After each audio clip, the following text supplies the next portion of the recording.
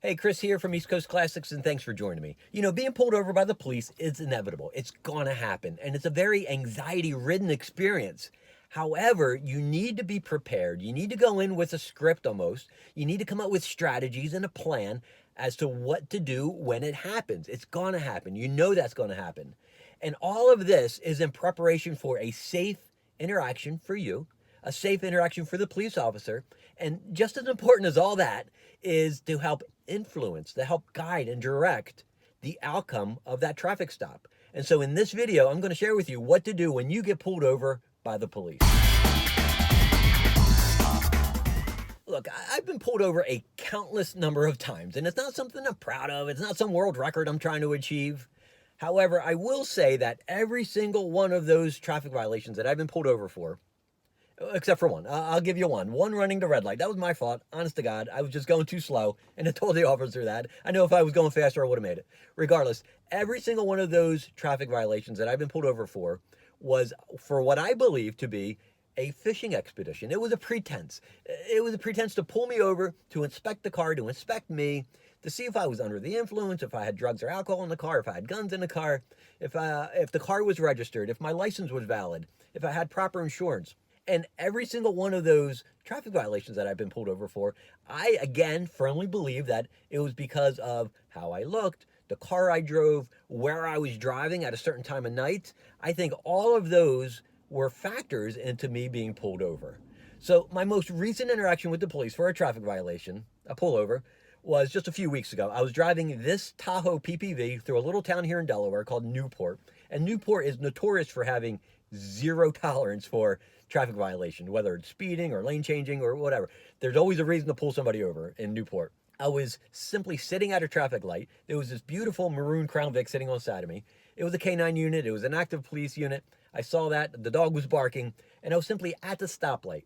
Now, as I pulled away from the stoplight, as the light turned green, I pulled away gently, as of course as you would with a police officer sitting next to you. And he pulled behind me, flipped the lights on, pulled me over.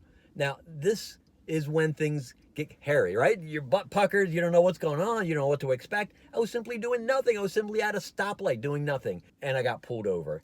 And I'm going to share with you what I did, how I acted, how I interacted to help control the situation, to help de-escalate the intensity of the situation, and helped influence a positive outcome for me. So as soon as those flashing lights came on, the anxiety level just goes through the roof, right? I mean, your mind's going 100 miles an hour now. What did I do or what didn't I do? Is my registration up to date? Is my license valid? I mean, 100 different things are going through your mind. And I'm checking them off in my head going, but that's fine, that's fine, that's fine. And I had no idea what was going on. Regardless, I signaled with the police officer with my turn signal that I was going to pull over. I went at a slow pace, and luckily there was a gas station right next to me. So I pulled into the gas station, using my turn signal, of course. But when I pulled in with enough room for him to easily get his Crown Vic behind me without impeding the ingress or egress of the customers at the gas station. And I got out of the way of the gas station traffic.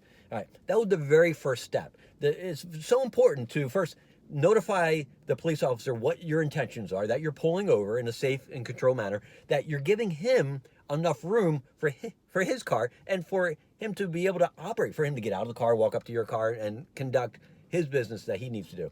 Now, in the past, when I've been pulled over on the highway, I would pull over on the shoulder, obviously, but I would pull over so far into the shoulder that two of the wheels are in the grass. Again, giving the officer enough room and safety to be able to walk up to the side of the car, up to the window, without the risk, or minimizing the risk at least, of being hit by a passing car. So this traffic stop was in the middle of the day. It's mid-afternoon. It was a bright, clear day. It was cool out. But regardless of the time of day, whether it's day or night, and the weather conditions, it could be sunny, it could be night, it could be raining, snowing, it does not matter. There's some certain things you need to do. The very first thing I did after we pulled off into a safe spot in the parking lot is I put down the windows. This front window, the driver's window, as well as the two back side windows, which are tinted. And if it was nighttime, and I've done this in the past, when I've been pulled over at night, I turn on the dome light. The whole premise here is visually being able to see the inside of the car. You want the officer, as he's walking up, to have some comfort level that the risk is minimized, right? When walking up to the car, especially with a SUV like this, with the tinted side windows and the back window, he has no idea what he's walking in on. He has no idea what to expect. What you want to do is give him some comfort, let him use his eyes, let him see in, and let him understand that the risk is being minimized for him, for his comfort, for your safety, and for the well-being of both of you guys involved in this. So even before that officer rolls up on side of me, remember, I already have the windows down, the dome light's on if it's nighttime, the engine is off, it's in park, the key is out of the ignition, it's placed in clear view, sitting on top of the dash, and my hands on top of the steering wheel. So when the officer walks up, he has a clear view inside the car. He sees my hands on top of the wheel. The engine is off, and I'm sitting here patiently waiting for him. This isn't about my comfort if it's cold out and I don't need the heat on. It's not about what I want with staying warm or cool or dry in the rain. It has nothing to do with that. The whole premise here is to make sure that the officer has a certain level of comfort with the level of risk that's he's incurring right now. He walks up to the car. He informs me that my license plate came back as a mismatch, meaning that the numbers on the plate that he ran, so he ran the plate while we were stopping at the red light, it came back as being a Honda, right? Honda Accord. Clearly, it's not a Honda that I'm driving. And he informs me that. And right away, the very first thing he's going to ask after that is license, registration, and insurance, right? It's guaranteed 100% of the time you're going to be asked for that. So make sure you're prepared and you understand that when you get pulled over. And so my initial response is, no problem, I can get that. But I'm utterly confused at the same time why the license plate would come back as a Honda. I informed the officer that my license is in my wallet and my wallet is sitting in the center console and I would get that for him. And I asked his permission. Now, I'm a grown man. I don't need to ask permission. However, again, he doesn't know what's in the car. He doesn't know if there's a weapon in the car or if I'm out to hurt him. He does not know this. He does not know me. He does not know anything other than what he sees and senses. I inform him my wallet is in the center console, and I'd love to get that for him. He goes, absolutely, go ahead and get that. I reach down with one hand. I pick up my wallet, open it up, hand him the license. The registration and the insurance paperwork is in the glove compartment, and I have to reach over to get that. And I inform the officer my registration and insurance is in the glove compartment. May I reach for that? He snickers and goes, well, yeah, go ahead. But again, it's not a comedy hour. It's about informing him about what is going on and what my next steps are. And every action that I'm taking inside the car here is just a smidge slower than what it normally would be. The whole idea is that there's no surprise in my action. So I go to reach into the glove compartment, and it's a Tahoe, it's a full-size car, and I can't reach. I can't get to the door of the glove compartment easily. I let the officer know that.